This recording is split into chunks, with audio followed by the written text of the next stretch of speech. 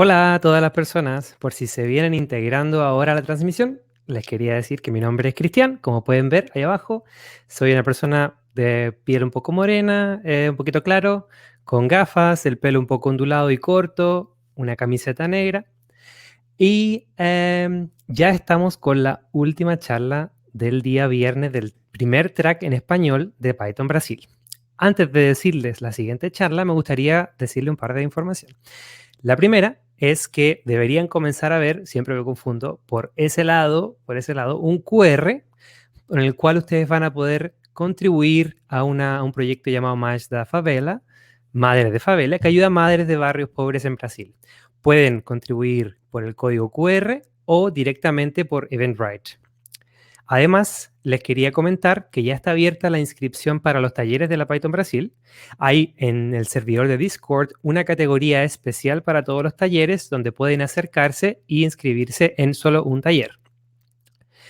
Por últimamente, pero no menos importante, les quería invitar para que mañana, el día sábado, a las 18:15 horas, existirá un evento en el canal Mesa Pi Ladies en Discord, donde están todas las mujeres invitadas para poder participar con esta comunidad tan importante como es en la comunidad de Python, que es Pi Ladies Brasil. Así que ojalá no se lo pierdan. Ahora, me gustaría que quizá invitáramos a la pantalla a la ponente y antes de decir el título y todo, quería leer solamente un 2% de su presentación, de su carrera, porque no nos va a dar tiempo, porque es algo impresionante. Se graduó de Física de la Universidad Pedagógica Nacional, tiene un máster en Ciencias de la Astronomía de la Universidad Nacional de Colombia, ahora es candidata a doctora de Ciencias de la Astrofísica en la Universidad de Guanajuato, en México. Así que ya saben, ya dije un par de nombres, de temas, de seguro con todo esto ya se van a imaginar que existe ya un conocimiento espectacular por nuestro siguiente speaker, sobre todo lo que es matemáticas, modelamiento. Y sin más, quería preguntarte, ¿cómo estás, Alejandra? ¿Muy nerviosa, no? Uy, tu micrófono. Creo que el micro está muteado de momento. Listo, ya. Ay, Ahora perfecto. sí. ¿Qué tal? Muy bien, Cristian. Buenas tardes a todos. Tiago, buenas tardes a todos los invitados. Muchísimas gracias por la invitación. Creo que es mi tercer charla que hago de mi Tercer. área enfocado a la programación, porque pues siempre en esta rama están matemáticos, ingenieros, toda esa rama, pero muy pocos conocen lo que nosotros los astrónomos hacemos también con métodos computacionales. Obviamente, en algunos casos nosotros mismos montamos los códigos, pero también tenemos herramientas de investigadores de otros países para poder, digamos, completar nuestros análisis de lo que queremos trabajar, ¿no? Entonces, digamos, Espectacular. la charla que quiero hacer hoy es como enfocarlo un poco a la parte de la astronomía y de la astrofísica. No voy a entrar así con, de pronto alguna que otras palabras muy técnicas, pero voy a tratar de ser un poco amable, digamos, con la terminología que vaya a utilizar para que puedan entender bien en qué es lo que estoy trabajando y qué es la astronomía en general. Perfecto. Entonces, antes de decir el título de tu charla, porque seguro toda la gente va a empezar de inmediato a subir el volumen a la pantalla, al ordenador, todo para verla, les quería recordar que recuerden que pueden seguir Python Brasil en las redes sociales, como @Python Brasil en Twitter. También pueden utilizar el hashtag PyBR2021 y toda la información la pueden encontrar en pythonbrasil.org.br. Bueno, Alejandra, el título de tu charla, El enigma del universo modelando con métodos computacionales. Un tema que me interesa de corazón, yo también soy astrofísico, así que voy a estar con un cuaderno anotando todo para preguntar al final. Ok, Bueno, a ver si tu pantalla la podemos agregar a la transmisión. a ver. La pantalla, Ah, sí, creo ahí que ya la vemos. Si puedes, perfecto. Entonces, no quito más de tu tiempo y mucho éxito con la presentación. muchísimas gracias. Bueno, bueno, como ya lo dijeron, ya lo dijo Cristian, el nombre de la charla que traigo el día de hoy se llama El enigma del universo, modelando con métodos computacionales. Para aclarar, soy colombiana, hice mi pregrado y mi posgrado en la maestría en Colombia y ahorita me encuentro en Guanajuato, en México, realizando o terminando ya mi doctorado en ciencias astrofísicas. Entonces, para empezar y dar como un preámbulo a lo que les voy a hablar el día de hoy, pues quiero empezar con qué es la astronomía.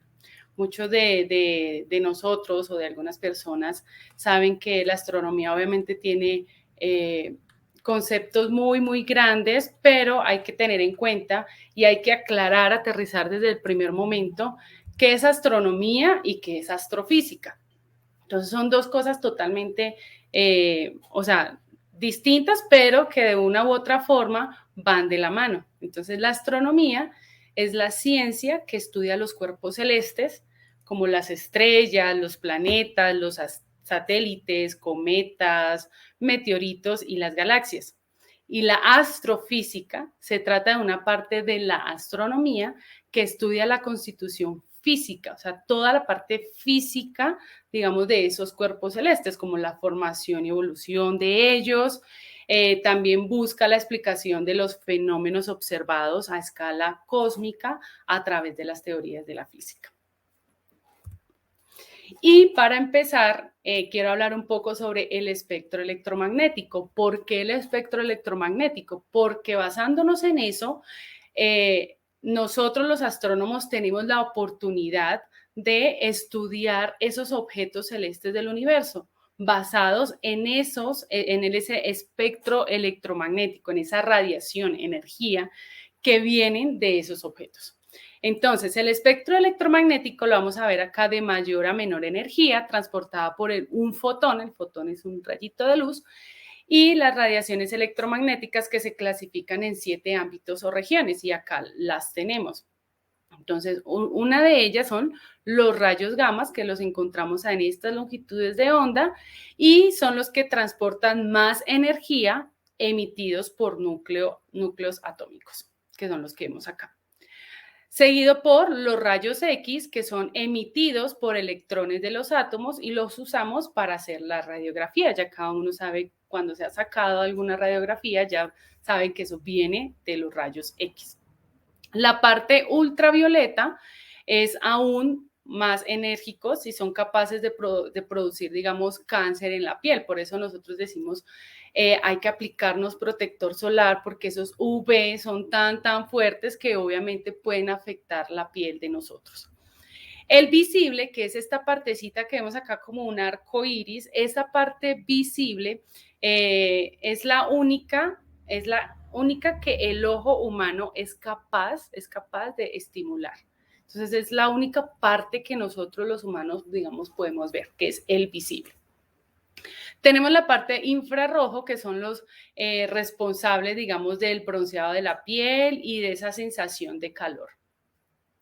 Y tenemos la parte de microondas que son usados en el radar, en las telecomunicaciones y también para calentar los alimentos. Ahí cuando nosotros, si tenemos un microondas, decimos vamos a calentar la pastica que nos dejó nuestra mamá o la comida del día en el horno microondas. Esas son por ondas de microondas de donde se calienta obviamente la comida.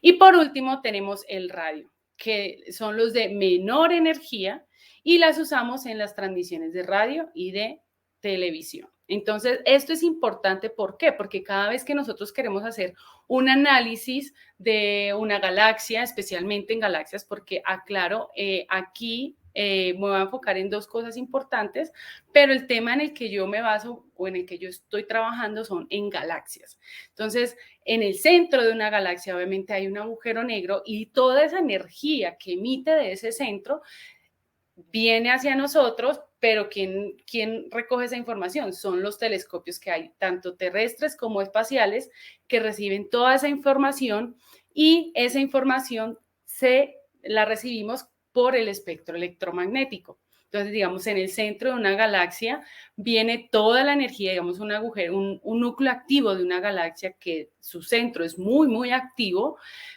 emite en todas las longitudes de onda, o sea, en todo el espectro electromagnético. Entonces, por eso inicio esta charla mostrando la parte del espectro electromagnético.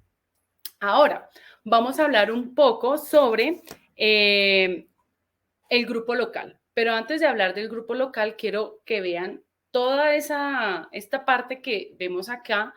Es un supercúmulo o es el cúmulo de Virgo. Ese cúmulo está compuesto de galaxias, el cual va a contener un grupo local. Pero el supercúmulo contiene 100 grupos y cúmulos de galaxias y están denominadas por el cúmulo de Virgo, localizado cerca a su centro. Y el grupo local está localizada cerca del borde del cúmulo, o sea, del supercúmulo. Entonces, en este grupo local que nosotros vemos acá pequeñito rojo, el grupo local, ¿qué es? El grupo es un grupo de galaxias en el que se encuentra la Vía Láctea, o sea, nuestra galaxia. Y está dominada por 3 galaxias espirales gigantes. Una es Andrómeda, la Vía Láctea y la galaxia del Triángulo. Y el resto de galaxias son unos 40 más o menos, son más pequeñas y muchas de ellas son galaxias satélites.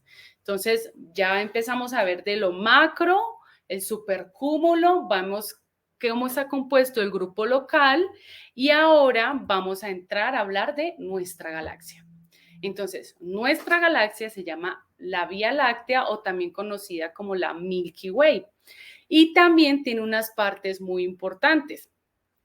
Nuestra galaxia es una galaxia espiral, como pueden ver, tienen unos bracitos, en donde en su centro tiene un bulbo, tiene un disco, tiene un halo estelar. En esta parte del bulbo es donde vamos a encontrar las estrellas más viejitas, mucho más viejitas. Y en el borde, como podemos ver que hay mucho azul, es porque todavía hay formación estelar en esa galaxia. Y aquí en este puntico pequeñito encontramos el Sol, nuestro sistema solar. Entonces, en nuestra Vía Láctea, todas las estrellas y el gas están rotando alrededor del centro galáctico. Entonces hay que aclarar que nosotros somos algo tan pequeño y tan insignificante, si lo vemos así, chiquitico, que estamos ahí en ese brazo de la galaxia y ahí está, nuestro sistema solar es algo supremamente pequeño. Ahora vamos a hablar qué tipo de clasificación hay de galaxias. ¿Cuáles son esos tipos de clasificación? Como lo dije anteriormente, nuestra galaxia es una galaxia espiral. Según el diagrama de Hubble en el año 1936 obtuvo y clasificó las galaxias en 2 tipos, en galaxias elípticas y en galaxias espirales. Entonces, si nosotros podemos ver, esto es un diagrama muy bonito porque acá vemos cómo va evolucionando esas galaxias elípticas y cómo también van o qué tipo de galaxias espirales, digamos galaxias espirales y espirales barradas que tienen como una barrita casi en su centro. Pero si nosotros vemos acá, también hay otro tipo de galaxia que se llama galaxias irregulares. A esas sí las clasificamos, pero no las metemos tanto en la clasificación general de galaxias. ¿Por qué? Porque las galaxias irregulares sí son importantes, es un tipo de galaxias donde hay mucha formación estelar, pero no tiene como una estructura como adecuada, ¿no? No es ni espiral, no es ni elíptica, es irregular. O sea, vamos a ver como una nubecita así de gas y polvo, pero con una alta formación estelar. Ahora, ¿de qué están formadas esas galaxias espirales? Aquí tenemos una galaxia espiral que es M81. Las galaxias espirales están formadas por cúmulos globulares y cúmulos abiertos. ¿Qué quiere decir eso? Que los cúmulos globulares, son cúmulos donde tenemos población estelar vieja. Y acá podemos observar un cúmulo globular que se llama Omega Centauri, o también NGC 5139, que es un catálogo en donde están clasificados por ese nombre las galaxias. Y tenemos los cúmulos abiertos que son como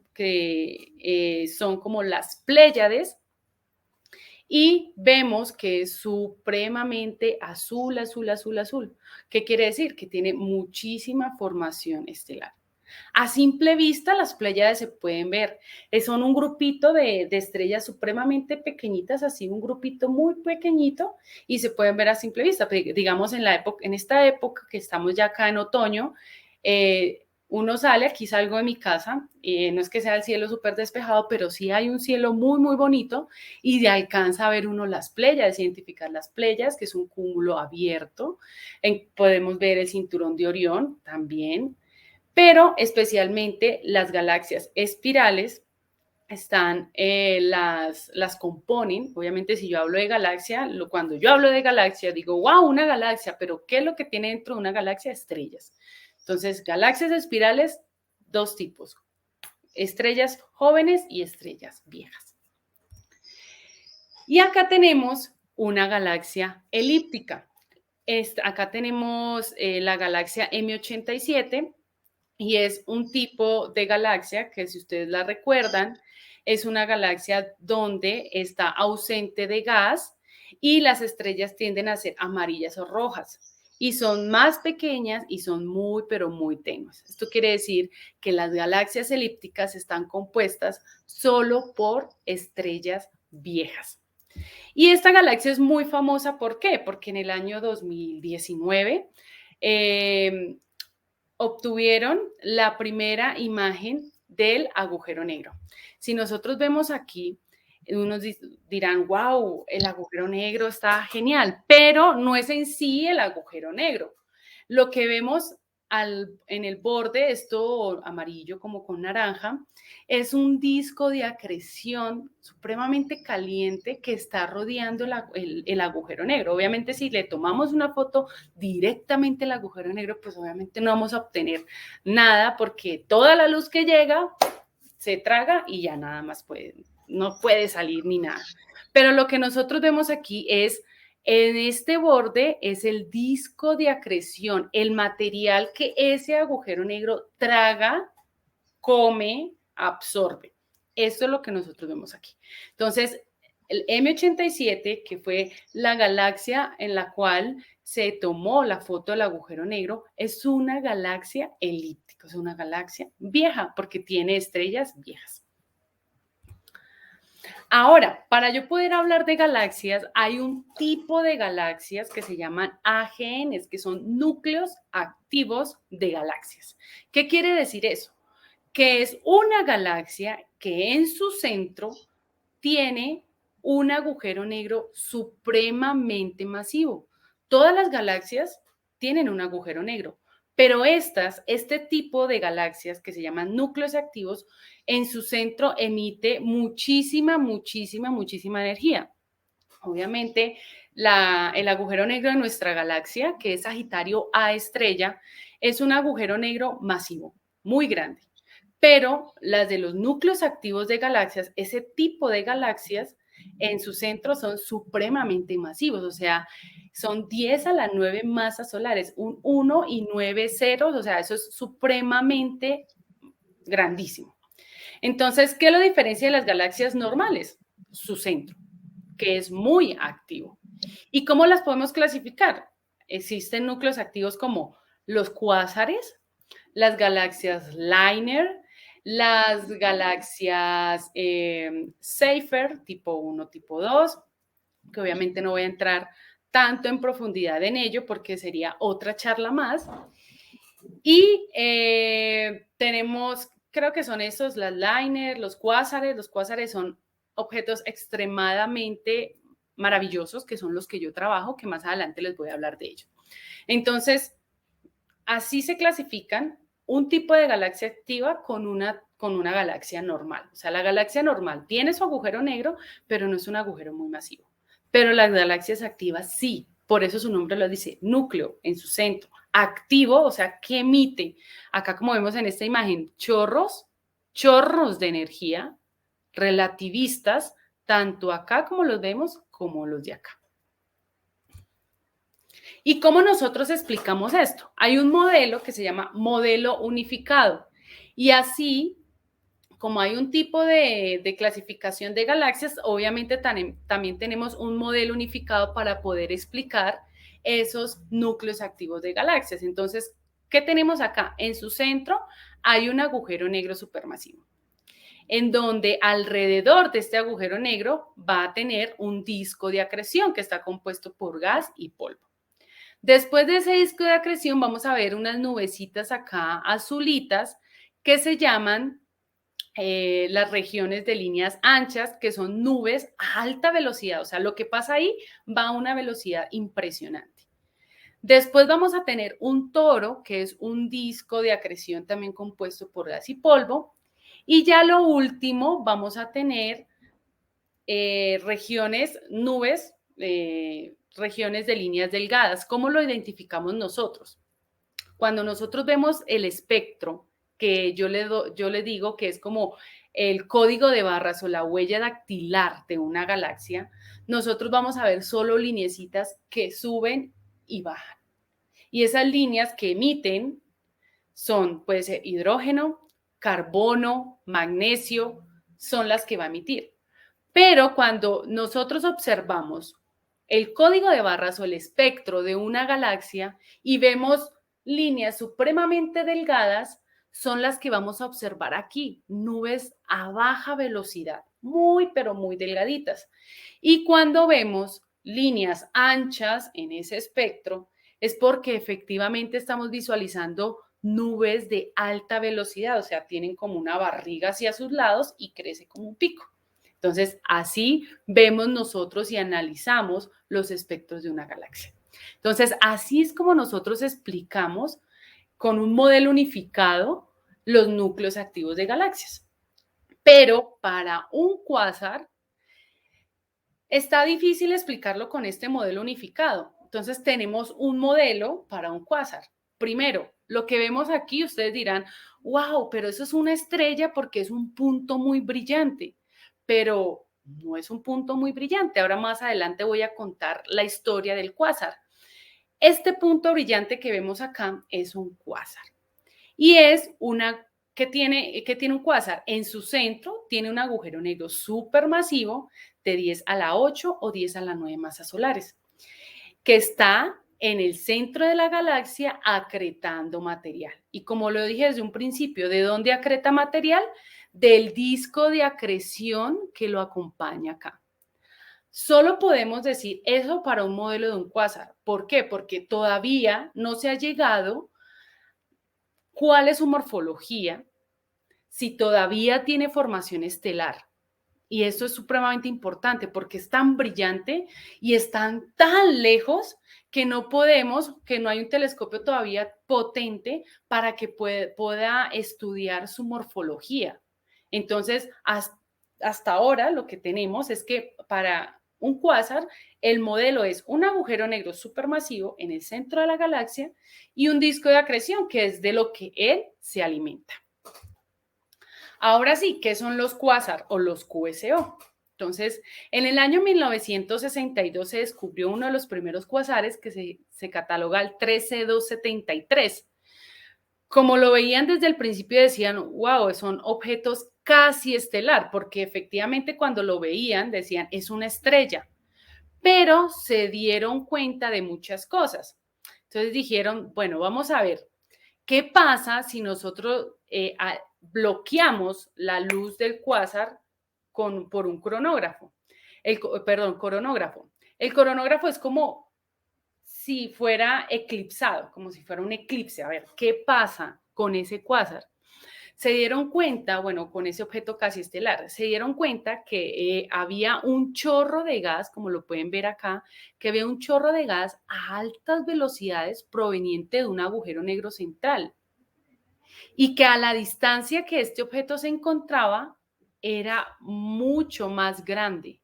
Entonces dijeron, no puede ser una estrella, porque las estrellas obviamente no están tan lejos como una galaxia. Entonces dijeron, wow, esto no es una estrella, esto es un tipo de galaxia. Y así fue como se denominaron.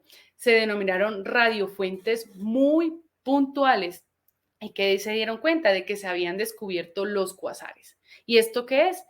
Que nuestra visión al universo iba agrandando, o sea, se iba expandiendo.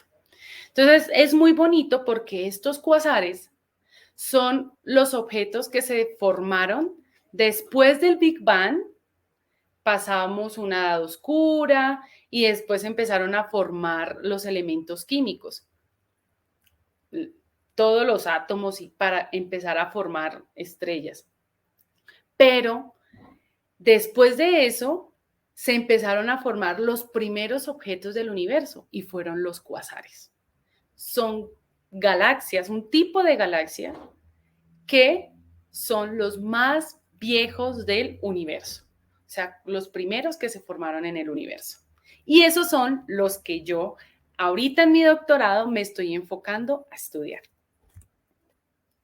Ahora viene la parte más bonita y más importante. ¿Cómo logramos esto en Python? Como lo dije ahorita al principio,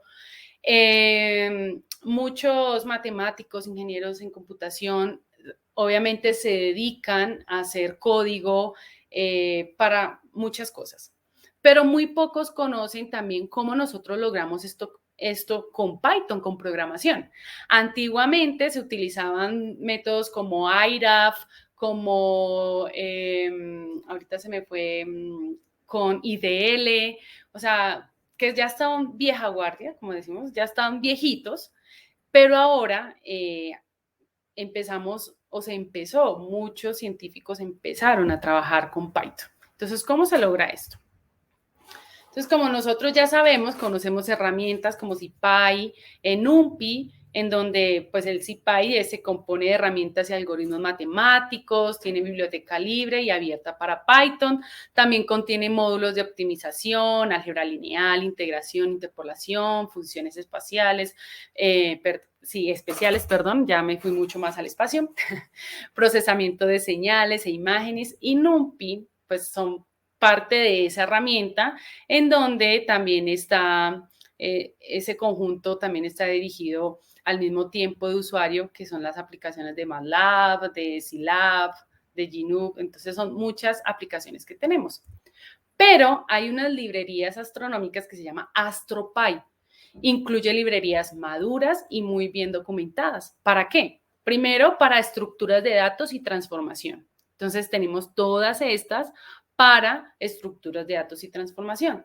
Tenemos entradas y salidas de datos, que también tenemos todas estas, las que hay acá, y también tenemos otras como la parte de cosmología, visualización de datos, astroestadística, o sea, muchas más. Entonces, estas librerías son supremamente importantes para nosotros tenerlas en cuenta. Y sí, también manejamos obviamente toda la matemática, pero lo más importante para nosotros, aparte de programar, es mirar cuál es la física que está detrás de eso. Porque a veces uno se sienta y programa, pero después dice, ¿y qué hago? O sea, logré lo que quería obtener, pero ¿cuál es la física que está detrás de esto? Porque para eso es muy importante para nosotros. Entonces, ¿de dónde viene todo esto? Obviamente esto viene de los telescopios, de los grandes telescopios que nosotros tenemos, el Gran Telescopio de Canarias, en ALMA, tenemos el Hubble, que ya ahorita, pues, digamos, sigue activo, pero ya no le van a dar más mantenimiento, porque si han escuchado, se va a lanzar. Esperemos que este año se lance el telescopio James Webb, que nos va a servir para todos los astrónomos en cualquier rama, en exoplanetas, en evolución estelar, en galaxias, en todo. Tenemos el Spitzer, el XMM, que es en rayos X, en infrarrojo, o sea, tenemos muchos telescopios que analizan en ciertas longitudes de onda, como lo expliqué al principio. Entonces, voy a hablar un poquito y rápidamente de esta parte de exoplanetas. Digamos, no es mi tema, pero lo quiero traer aquí. ¿Por qué? Porque Pianetti es un código supremamente bonito que lo hizo el doctor Oscar Barragán, es un compañero que hizo su maestría aquí en astrofísica en la Universidad de Guanajuato, se fue a Italia a hacer su doctorado y ahorita se encuentra como profesor, creo que va a iniciar como profesor, pero haciendo un postdoc en Oxford.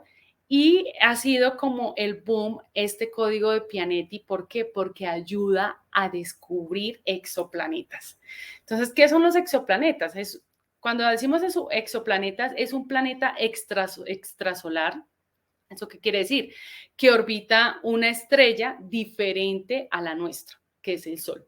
Y por lo tanto no pertenece al sistema solar. Entonces, los planetas extrasolares se convierten en objetos de investigación científico como en el siglo XX. Entonces, es algo supremamente bonito. ¿Por qué? Porque, ¿qué se ha descubierto? Que hay 4.200, de 4.100 a 4.200 exoplanetas confirmados, que 3.280 son candidatos, que 1.665 son similares a Urano o a Neptuno. O sea, tienen la atmósfera de Neptuno, que está hecha de hidrógeno, helio y metano. Que 1.214 son gigantes de gas similares a Saturno o Júpiter, que 878 son clasificados como supertierra, o sea, que quiere decir que pueden entrar como candidata o candidato a ser similar a nuestra Tierra, y que 156 están clasificados como terrestres y están compuestos principalmente por silicato. Así que este código Pianetti, ahí están los links, está supremamente muy bien elaborado, muy bien hecho. Oscar, mi compañero, él hizo un excelente trabajo porque lo han utilizado muchísimos investigadores a nivel mundial en los que trabajan en esta parte de exoplanetas. Entonces ahí les dejo el dato por si quieren ir a mirar, a chismosear la parte de Pianetti. Tiene como un nombrecito así como italiano, ¿no? Porque lo hizo justo en su doctorado. Listo, ya hablando un poco de exoplanetas y mostrándole un poco del código que hay, ahora sí voy a entrar un poco a hablar sobre el proyecto de investigación que estoy haciendo aquí en la Universidad de Guanajuato, y es la importancia del proceso de formación estelar en cuasares en función del redshift. Todos dirán, ¿y esto con qué se come? ¿Cómo se hace? ¿Qué es eso? Nosotros lo que queremos hacer es mirar, como ya hablé de los cuasares, que son los objetos más exóticos para mí, más lindos, son los más viejos, pero en el momento de estudiarlos para nosotros es algo nuevo, ¿no? Descubrir algo tan importante en ese objeto. Queremos mirar cómo evoluciona su formación estelar, como lo dije desde un principio, como es un punto tan brillante, no podemos mirar qué hay atrás de él, o sea, solo podemos ver lo que sale en el centro de él, toda esa radiación. Y cuando lo decimos a función de redshift es la distancia. Y como estos objetos están a un redshift supremamente altos, entonces imagínense lo que digamos se tardan a veces en recibir esta información, ¿no? De esos objetos.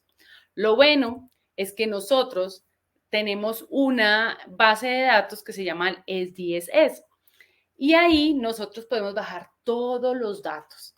Entonces, lo que hacemos nosotros primero es bajar toda la información de un catálogo, y de esa información la descargo y voy al SDSS, que esto es libre, o sea, esto está abierto para todo el mundo. Y acá uno lo puede descargar en tablas. Obviamente necesitamos el espectro porque después queremos hacer como un match para mirar cuál es el espectro de ese objeto, ¿no? Y después de bajar todos los objetos, se hizo una búsqueda muy preliminar en Internet, en la comunidad de Python, pero no se encontró un código, obviamente, que pueda hacer exactamente el análisis que nosotros queremos explicar. Entonces decidimos desarrollar nuestro propio código en Python usando el código de IDL como ejemplo. Entonces IDL, como lo dije anteriormente, es un código que utilizaban los astrónomos más antiguos, pero se sigue usando, no estoy diciendo que sea malo, no lo he utilizado, nunca lo utilicé ni en mi maestría ni ahorita en el doctorado, pero ya cuando uno sabe un lenguaje de programación, es fácil, relativamente fácil, agarrar, coger un código de IDL y poderlo pasar a Python. No es que digamos eso es soplar y hacer botellas, no, pero se puede ir haciendo y así uno va aprendiendo mucho más. Y encontramos un código en IDL de Calderón et al. Del 2017 y que servía de base para nuestro algoritmo, pero como estaba en IDL, pues tocó pasarlo a Python. ¿Y qué queríamos? Queríamos que la base de datos que descargamos del SDSS, queríamos ver el espectro de mis objetos. Entonces, como pueden observar, este es un espectro de una galaxia que se encuentra a un redshift, o sea, 0.45. Tenemos galaxias cerca, 0.001 o 2, 0.005, o sea, muy cerca. Cuando hablamos de 0.1 hacia arriba, quiere decir que ya están un poquitico más lejos. Entonces, así nosotros empezamos a plotear nuestros espectros para estudiarlos y acá estamos mostrando un ejemplo de la figura SPEC 6022, que es del espectro BOSS, que es digamos, otra aplicación, bueno, un telescopio de donde también baja información de los espectros, pero a longitudes de onda mucho más grandes, mucho más amplias. Las longitudes de onda las podemos ver aquí abajo, ¿no? Va de 4.000 a 10.000 Armstrong, que son longitudes de onda. Y también tenemos espectros del SDSS, de donde descargamos todos, que van de 3.800 a 9.200.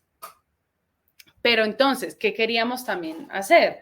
Queríamos identificar las líneas de manera automática, o sea, cosa de que yo dijera, voy a ingresar este código y quiero que me plotee la línea H alfa, magnesio 2, oxígeno 3, H beta.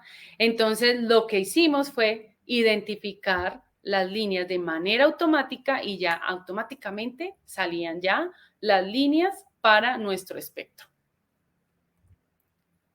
Y acá establecimos un código mucho más seguro para poder generar un plot en un loop mucho más amplio de los 1.359 objetos. O sea, en total, la base de datos es de 300.000, pero yo hice una submuestra porque necesitábamos calcular formación estelar de esos objetos. Y lo hicimos también para calcular la formación estelar, lo hicimos por medio de un telescopio que se llama WISE, que mide a ciertas longitudes de onda en el infrarrojo. Ya si se recuerdan el espectro electromagnético, el infrarrojo es la parte más caliente. Por eso ahí nosotros necesitamos calcular formación estelar porque está muy, muy caliente. Hicimos una submuestra y sacamos de WISE, de esos objetos, los de alta calidad. Y fueron solo 1.359, o sea, muy poquitos de la muestra total. Pero acá tenemos nuestra muestra total con las líneas espectrales identificadas. Y ahora, ¿qué quisimos hacer? Después de haber hecho ese filtro, esa información de lo que nosotros teníamos, queríamos ver más allá, qué relación había entre la formación estelar con respecto al redshift, qué relación había la masa de los agujeros negros con respecto al redshift, qué relación había la tasa de formación estelar con respecto la tasa de formación estelar con respecto a la masa del agujero negro. Entonces, este código también para hacer todas estas gráficas, también lo montamos, bueno, lo monté yo solita. Obviamente, cuando tenía ciertas dificultades que no entendía, tengo libros y todo, pero a veces uno como que se cierra en muchas cosas y la cabeza bloquea. Gracias a Dios tengo gente muy bonita, amable aquí en Guanajuato, en donde pues pertenezco a grupos de tecnología, ciencia, data science, y ellos, cualquier duda que tenía, yo, mira, es que no entiendo esto, por favor colabórame, tengo que plotear esto, tengo que hacer esto, y ellos me daban como las pautas para poder uno elaborar el código. Para hacer todas estas gráficas, obviamente se hizo un código, hacer análisis de cada una de esas cosas. Hacemos estadística con violin plot. En esta parte de la estadística ahí calculamos todo, la media, la mediana, la moda, el cuartil máximo, el mínimo, el cuartil 3, o sea, todo lo que nosotros necesitamos, y es mejor analizarlo para nosotros, pues obviamente es mucho mejor analizarlo con esta parte de estadística de los violin plot. Entonces, la parte de estadística, a mí me encanta ahí manejarla mucho con Violin Plot y además se puede ver muy bien digamos, la diferencia en cada uno de los gráficos para poder hacer un análisis un poco más profundo. Entonces la podemos hacer así individualmente o a diferentes redshift, de masa al agujero negro, formación estelar y el límite de Eddington, que son como factores importantes que yo trabajo en mi tesis. Y acá hay un espectro obviamente mucho más bonito, como el que yo les había mostrado al principio, que el que yo hice. Entonces, este es un espectro de un cuásar a un redshift casi relativamente igual al pasado, pero este es un código muy avanzado de Guo et al. 2018. El código se llama PyQSO-FIT y está supremamente interesante porque acá, como nos podemos dar cuenta, también nos muestran las líneas de emisión, que era efectivamente lo que yo estaba haciendo al principio, pero también nos muestra las líneas anchas, como esta, la que vemos acá, que acá la tenemos más amplia. También nos muestra líneas supremamente delgadas. También nos muestra un continuo que es importante, que va en el espectro. También nos muestra qué tanto hierro tiene la galaxia. Entonces, este es un código supremamente completo. Acá dejo, digamos, el autor está en Guo et al. 2018 y se llama PyQSO-FIT, que esto ya es específicamente para hacer los fit. Nosotros les llamamos a esto fit, los fit de los cuásares. Y por último, tenemos uno que es maravilloso, me parece a mí algo muy bonito, que se llama Cigale. Cigale es un código que realizaron en Francia, obviamente con colaboradores con japoneses. Pero, ¿qué hace Cigale? Cigale es un programa, primero lo que hace es medir cómo cambian las propiedades físicas de la galaxia. Cuando yo hablo de Cigale, se llama Code Investigation Galaxy Emission, es como investigar más a profundidad la emisión de galaxias, y es medir cómo cambian las propiedades físicas de las galaxias a lo largo de los tiempos cósmicos, en esencial para comprender la formación y evolución de galaxias. Esto hace este código, mirar cómo evoluciona y cómo es la formación de esa galaxia.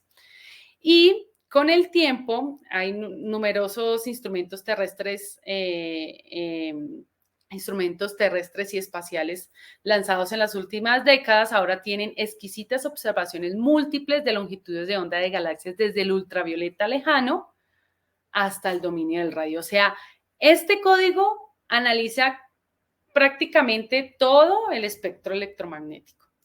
Y para aprovechar esta mina de datos y obtener nuevos conocimientos sobre la formación y evolución de galaxias, es esencial que podamos extraer información de la distribución energía espectral. Esto, lo que vemos acá, se llama distribución de energía espectral.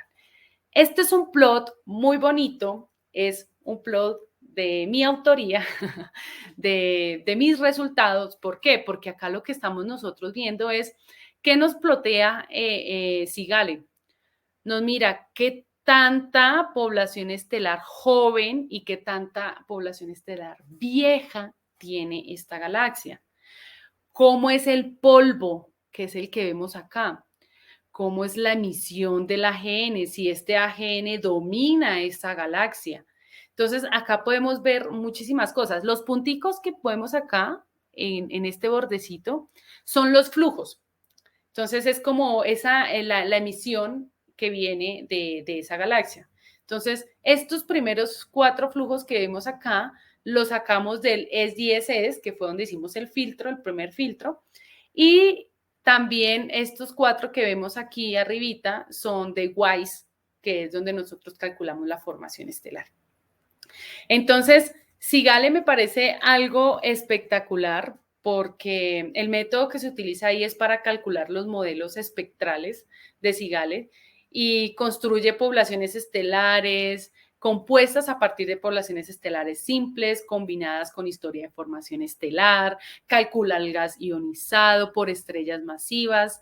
O sea, hace de todo. Y es una herramienta versátil y fácil de usar, que hace un uso supremamente completo de la arquitectura de computadoras de múltiples núcleos, obviamente construyendo cuadrículas de millones de modelos y analizando muestras de miles de galaxias, o sea, porque cada uno puede hacer muestras no solo de uno, sino de miles de galaxias y ambas obviamente a alta velocidad. Y más allá de ajustar esa set que nosotros vemos acá, los denominamos set, que son distribución de energía espectral, más allá de ajustar esa set de las galaxias y de las estimaciones de parámetros, también se pueden utilizar como una herramienta de generación de modelos o servir como una biblioteca para crear, obviamente, nuevas aplicaciones.